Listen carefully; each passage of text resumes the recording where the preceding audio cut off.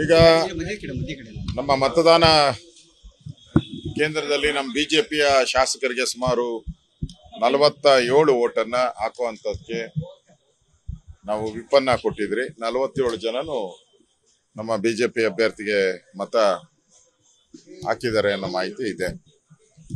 ಅದೇ ರೀತಿ ಎಸ್.ಟಿ. ಸೋಮಶೇಖರ್ ಮತ್ತು ಎಸ್.ಟಿ. ಸೋಮಶೇಖರ್ ಮತ್ತು ಹೆಬ್ಬಾರ್ ಅವ್ರಿಗೂ ಸಹ ನಿನ್ನೆ ವಿಪ್ಪನ್ನ ಜಾರಿಗೆ ಮಾಡಿದಿರಿ. ಅವರ PA ಮೊಬೈಲ್ಗೂ ನಾವು SMS ಮಾಡಿದಿರಿ. ಅವರ ಮನೆ ಹತ್ರನೂ ಕೂಡ ಎಸ್.ಟಿ. ಸೋಮಶೇಖರ್ ಮನೆ ಹತ್ರನೂ ಕೂಡ ನಮ್ಮ ಸೆಕ್ರೆಟರಿ ತಗೊಂಡೋಗಿ ವಿಪ್ಪನ್ನ ಜಾರಿಗೆ ಮಾಡಿದ್ದಾರೆ. ಹೆಬ್ಬಾರ್ ಅವರ LH ರೂಮ್ಗೂ ಕೂಡ ಅಂಟಿಸಿದ್ರಿ. ಅವರ ಮೊಬೈಲ್ಗೂ ಕೂಡ SMS ಹಾಕಿದಿರಿ. ನನಗೆ ಆಶ್ಚರ್ಯ ಅಂತ ಹೇಳಿದ್ರೆ ಕಳೆದ ಒಂದು ವಾರದಿಂದನೂ ಕೂಡ ನಿರಂತರವಾಗಿ ಎಸ್.ಟಿ. ಸೋಮಶೇಖರ್ ಮತ್ತು ಶಿವರಾಮ್ ಹೆಬ್ಬಾರ್ ಅವರು ನನ್ನ ಜೊತೆ ಮಾತಾಡಿದ್ರು. ನನ್ನೇನು ಹೆಬ್ಬಾರು ಈಗ ಬೆಳಗ್ಗೆ 10 ಗಂಟೆವರೆಗೂ ನಾವು ಫೋನ್ ಮಾಡ್ತಾನೆ ಇದ್ರು, ಟಚ್ ಅಲ್ಲಿ ಇದ್ರು.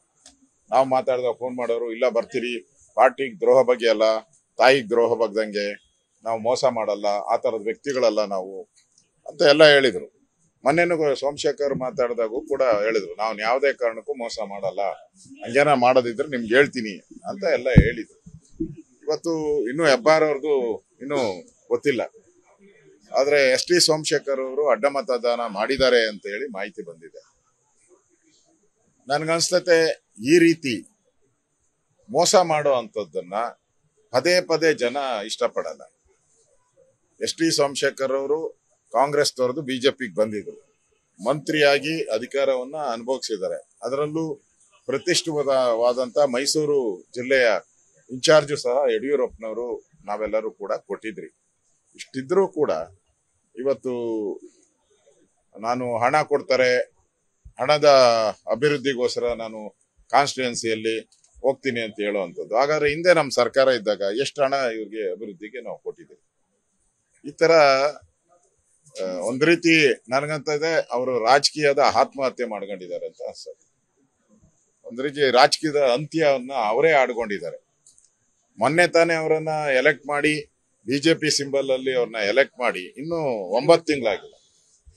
9 ತಿಂಗಳಲ್ಲೇ ಈ ತರ ಪಕ್ಷಾಂತರ ಮಾಡುವಂಥದ್ದು ಅಲ್ಲಿನ ಜನ ನೋಡ್ತಾ ಇದ್ದಾರೆ. ಅದರಿಂದ ಜನ ಸರಿಯಾಗಿ ಅವ್ರಿಗೆ ತಕ್ಕ ಪಾಠ ಕಳಿಸ್ತಾರೆ. ಇಷ್ಟೊತ್ತು ಕೂಡ ನಾನು ಕಾನೂನು ತಜ್ಞ ಜೊತೆ ಚರ್ಚೆ ಮಾಡಿದೆ. ವಿವೇಕ್ ರೆಡ್ಡಿ ಅವರು ನಮ್ಮ ಕಾನೂನು ಸೆಲ್ಲಿನ ಅಧ್ಯಕ್ಷರು, ಹೈಕೋರ್ಟ್ ಲಾಯರ್ ಅವರು, ಅವ್ರ ಜೊತೆನೂ ಚರ್ಚೆ ಮಾಡಿದ್ದೀನಿ. ಕೂಡಲೇ ಅವ್ರ ಮೇಲೆ ಕ್ರಮ ತೆಗೆದುಕೊಳ್ಳುವಂತೆ ಸ್ಪೀಕರ್ ಅವರಿಗೆ ಕಾನೂನು ಪ್ರಕಾರ ಎಲ್ಲೆಲ್ಲಿ ಅವ್ರಿಗೆ ಅಪೀಲ್ ಅನ್ನ ಮಾಡಬೇಕು, ಅರ್ಜಿಯನ್ನ ಹಾಕ್ಬೇಕು, ಅದನ್ನ ಕೂಡಲೇ ಕ್ರಮ ತೆಗೆದುಕೊಳ್ಳುವಂತದಕ್ಕೆ ನಾನು ವಿವೇಕ್ ರೆಡ್ಡಿ ಅವರಿಗೆ ಸೂಚನೆಯನ್ನ ಕೊಟ್ಟಿದ್ದೀನಿ. ಒಟ್ಟಾರೆ ಇದೊಂಥರ ದ್ರೋಹ, ಪಕ್ಷದ ದ್ರೋಹ, ತಾಯಿ ದ್ರೋಹ ಮಾಡದಂತವ್ರಿಗೆ ಯಾರು ಕೂಡ ಆ ಕ್ಷೇತ್ರದ ಜನ ಕ್ಷಮಿಸಲ್ಲ ಅನ್ನೋ ಮಾತನ್ನ ಸ್ಪಷ್ಟವಾಗಿ ನಾನು ಹೇಳ್ತೇನೆ. ಹೌದೌದು, ನೆನ್ನೆ ಅವರು ನಾನ್ ಫೋನ್ ಮಾಡಿಲ್ಲ, ಅವರೇ ಫೋನ್ ಮಾಡಿದ್ರು. ಫೋನ್ ಮಾಡಿ ನಾನು ಯಾವುದೇ ಪಾರ್ಟಿಗೆ ದ್ರೋಹ ಬಗೆಯಲ್ಲ, ತಾಯಿಗೆ ದ್ರೋಹ ಬಗ್ದಂಗೆ ಮೊನ್ನೆ ತಾನೇ ಎಲೆಕ್ಟ್ ಮಾಡಿದ್ದಾರೆ 9 ತಿಂಗಳಿಂದ, ನಾನು ಹಂಗೆಲ್ಲ ಮಾಡಲ್ಲ ಅಂತಾನೆ ಹೇಳಿದ್ರು. ಮತ್ತೆ ಪ್ರತಿ ಸರಿನೂ ಕೂಡ ಇವಾಗೇ ಅಂತಲ್ಲ, ಈಗ ಯಾಕಂದ್ರೆ ಕಳೆದ 4 ತಿಂಗಳಿಂದನೂ ಅವರು ಸೋಮಶೇಖರ್ ದಿನ ಸೋಮಶೇಖರ್ ಅವರು ದಿನ DK ಶಿವಕುಮಾರ್ ಅವ್ರ ಜೊತೆ ಓಡಾಡೋದು, ಸಿದ್ದರಾಮಯ್ಯ ಜೊತೆ ಓಡಾಡೋ, ಅವಾಗೇ ಮಾಧ್ಯಮದಲ್ಲಿ 4 ತಿಂಗಳಿಂದ ಅವರು ಪಕ್ಷದ ಹೊರಗಡೆ ಕಾಲಿಟ್ಟಿದ್ದಾರೆ ಅನ್ನೋದು ಎಲ್ಲ ಜಗಜ್ಜಾಹಿರಾತ ಆಯ್ತು. ಆದ್ರೆ ಈ ತರ ಪಕ್ಷಕ್ಕೆ ದ್ರೋಹ ಬಗೆತಾರೆ, ಅಡ್ಡ ಮತದಾನ ಮಾಡ್ತಾರೆ ಅಂತ ಯಾರು ನಿರೀಕ್ಷೆ ಮಾಡಿರ್ಲಿಲ್ಲ. ಇದು ಒಂಥರ ಪಾರ್ಟಿಗೆ ದ್ರೋಹ ಬಗ್ದಂಗೆ, ಜನ ಅವ್ರನ್ನ ಯಾವುದೇ ಕಾರಣಕ್ಕೂ ಕ್ಷಮಿಸಲ್ಲ.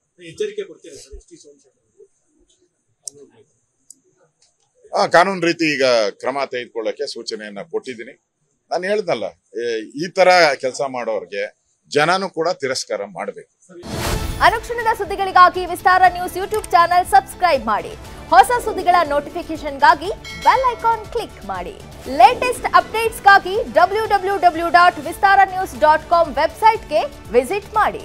ಅಂಗೈಯಲ್ಲೇ ಜಗತ್ತಿನ ಸುದ್ದಿ ತಿಳಿಯಲು ವಿಸ್ತಾರ ನ್ಯೂಸ್ ಕನ್ನಡ ಆಪ್ ಡೌನ್ಲೋಡ್ ಮಾಡಿ.